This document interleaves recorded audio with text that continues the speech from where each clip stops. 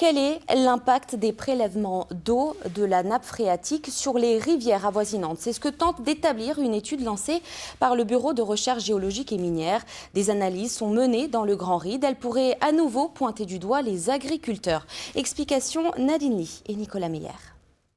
C'est un espace à part dans la plaine d'Alsace, le Grand Ride.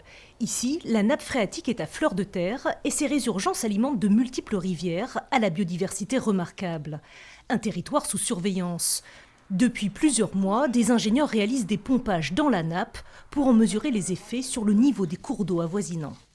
Ces tests ils vont préciser vraiment la relation entre l'eau souterraine et les rivières phréatiques de manière à avoir des calculs fiables que l'on puisse utiliser après pour justement éventuellement protéger ces rivières.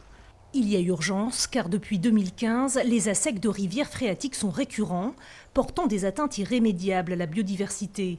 L'étude, inédite par son ampleur, vise à interpeller tous les usagers de l'eau et à leur permettre d'agir. Chambre d'agriculture, la chambre de commerce, les producteurs, les distributeurs d'eau, les collectivités.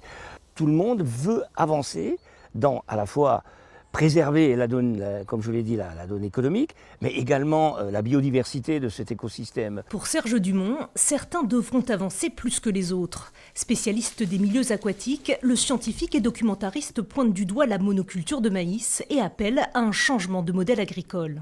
Économiquement, pour les paysans, c'est intéressant.